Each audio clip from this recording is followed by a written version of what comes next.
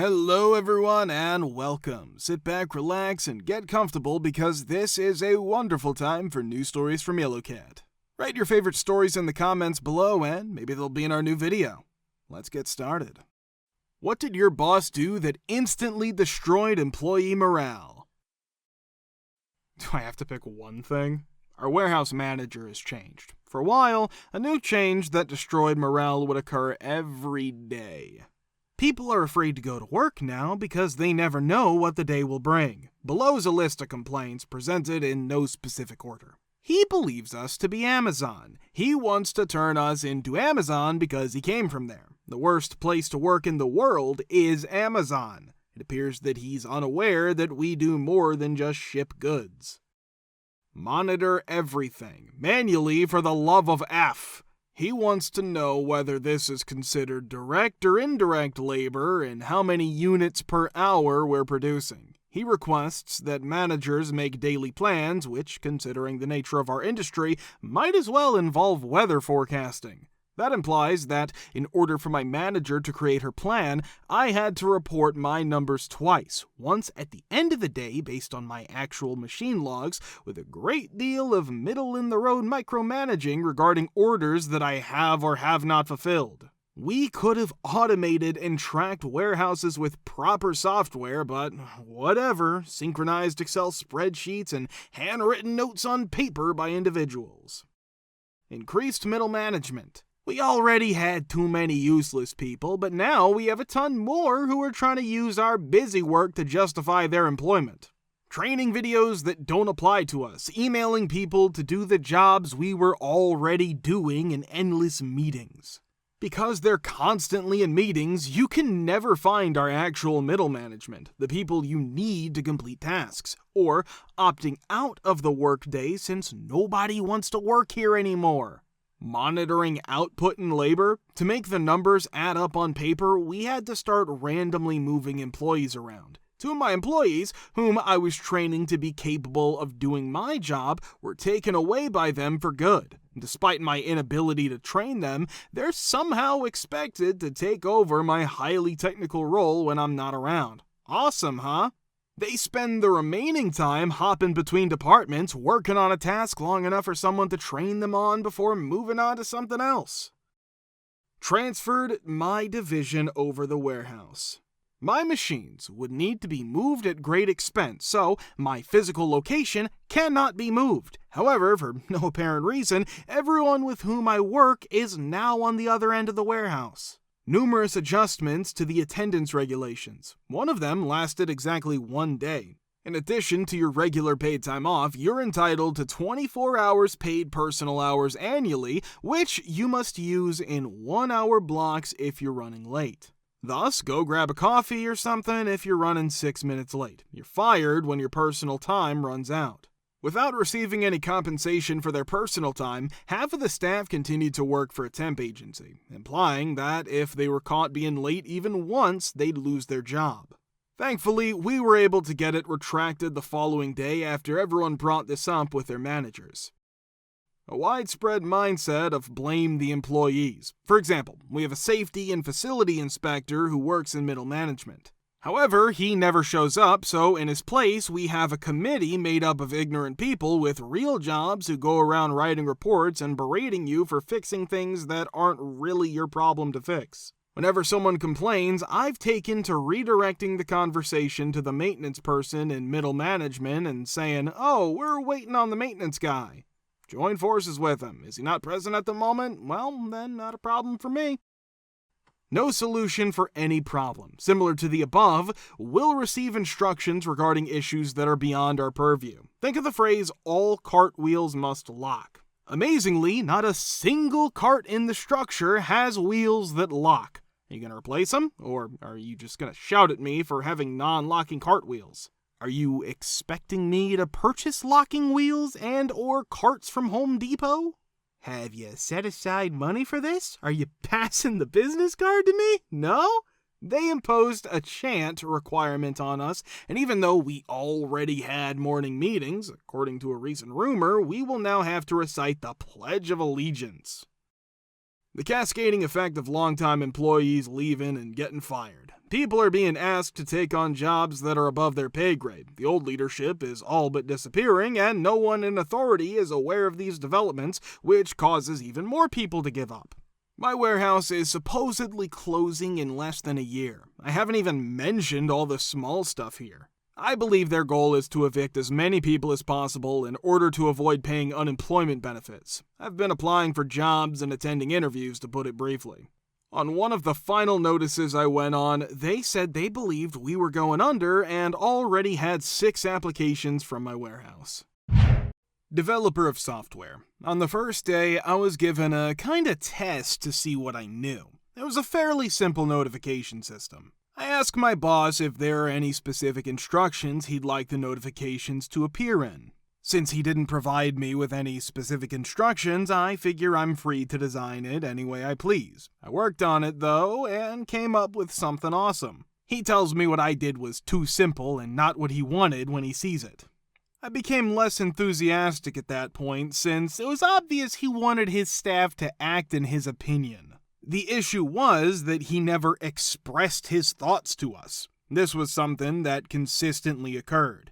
He basically gave us freedom to do things the way we wanted, but once they were finished, he'd tell us how he envisioned them, which meant that we'd have to make a lot of changes. Yes, we had to work twice as hard, but whatever, that's what he wanted, provided we were paid.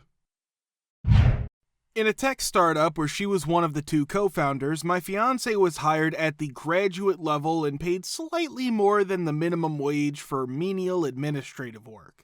She transitioned from an account manager position to a product manager role during the course of the year, learning software development along the way to help the CTO. The CTO now only works 4 to 5 hours a day, and her boss has taken nearly 10 weeks off already this year. As a result, the CTO manages the day-to-day operations of the company.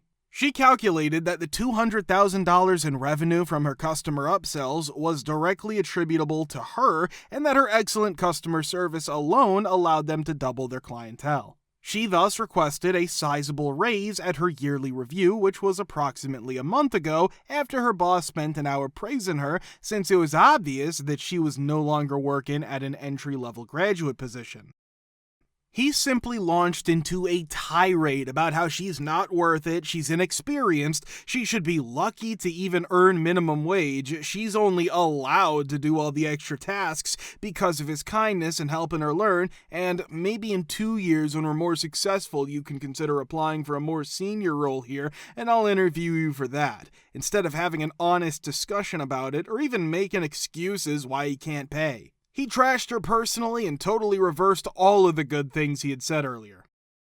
Naturally, she stopped working late, redirected all of the responsibilities that weren't part of her job description to her supervisor, stopped making any more sales, and so on. As a result, the company's currently in its final stages of failure. In the meantime, recruiters are showing interest in her for positions that pay double her salary, and her boss is suddenly attempting to bring her happiness back in order to get her to take on more work. She's completely done with him, though. She's gonna leave in the next month or so, and they'll go bankrupt.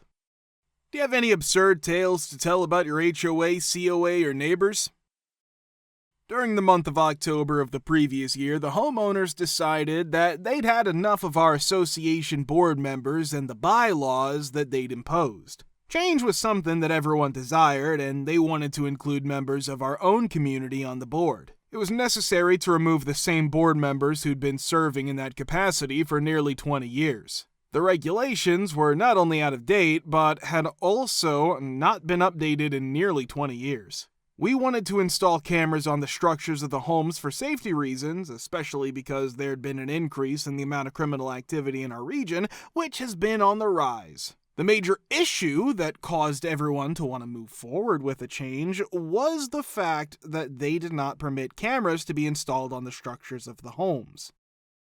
A fast forward to the year 2024 reveals that we were successful in removing 2 of the previous board members and appointing 2 new board members, both of whom were individual nominations. In this success and win, it's highly likely that we'll get a 3rd one. That's what we believed. Within the span of 2 months, the 2 newly appointed board members have become silent in our group chats with them. We all had an open association communication to bring these individuals on board. In the end, we decided to ask one of them a question about something, specifically the question of whether or not they knew if anything was going to change, or whether or not we would see some new bylaws and new updated CC&Rs. The other one gave us an answer that said, "I am obligated not to speak about these things," and the first one never responded at all. They've already been brainwashed.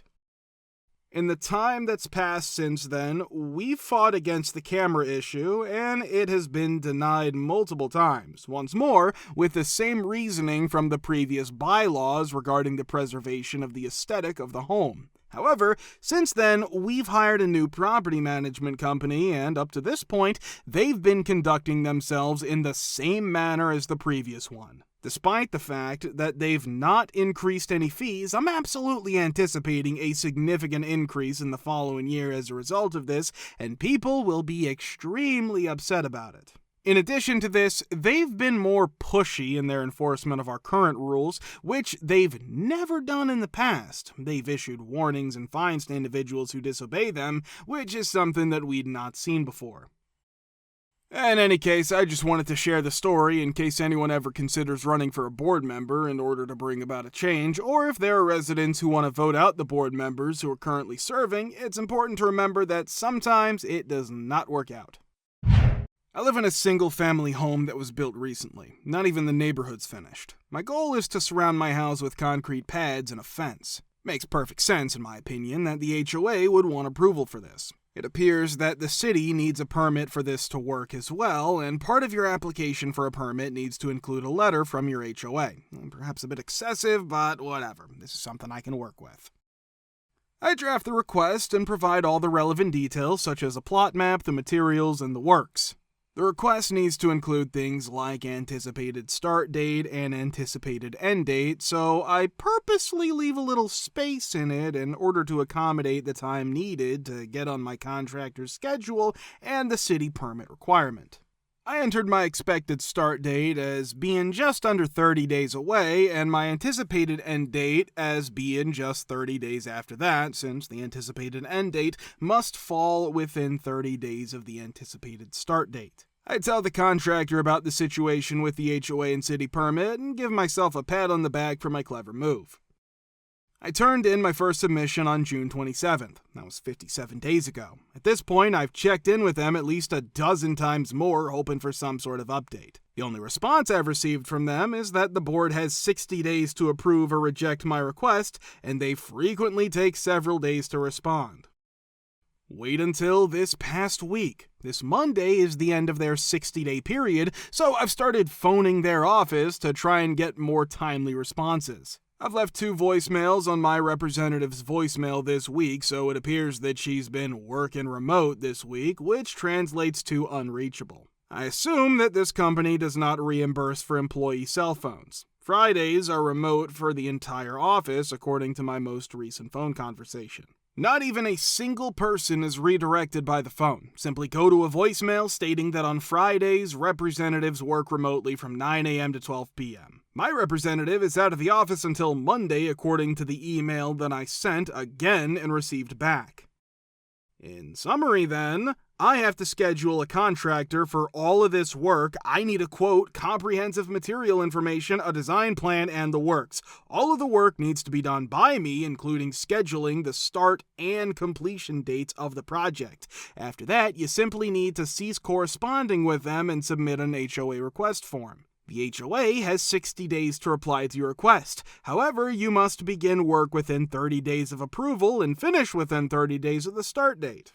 Under those circumstances, how the H am I supposed to be able to plan for anything? In addition, since I've already assembled everything for them, how on earth can it take 60 days to review a request of that nature? And on top of that, how can I get a job at this D company? It'd be so easy for me to work from home, check my email for an hour every week, and set up an auto reply when I'm not in the office. I'm now positive that they're deliberately undermining my request to make me submit a new one after noticing my big brain move of adding padding to my dates. Furthermore, I need a city permit to do the work, so it's not like I can just proceed with the improvements because they missed their 60-day window. F this HOA specifically, as well as all HOAs.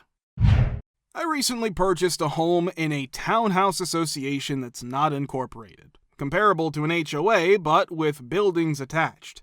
According to the association agreement, the board needs to get an assumption agreement from any prospective buyer before approving title transfer. The buyer is required to take up the seller's responsibilities under the contract, which includes becoming a member of the HOA. If they don't, the sale is canceled because the board won't approve the title transfer. Surprise! Even though I never signed the assumption agreement, the title transfer was approved. It appears that the board was unaware of the legal repercussions of breaking their own regulations. Even though I now hold the title legally, I'm not a member of the Townhouse Association. Furthermore, it appears that once I receive title, I cannot be forced to sign. Their legal tactic to compel buyers to join was to withhold the title transfer. They couldn't do anything about it because it's too late. However, things improve. What occurs if an owner has legal ownership over a property but is not a member of the HOA? With Townhouse Association, I am now considered a tenant in common. Not equally with other owners, but with the association in its entirety. Anything that would impact the property or cost me money needs my approval, otherwise they can't proceed. All other owners and the board are essentially subject to my veto. Thank you for listening to these stories. If you want to see new videos, be sure to subscribe to the channel and don't forget to hit the like button.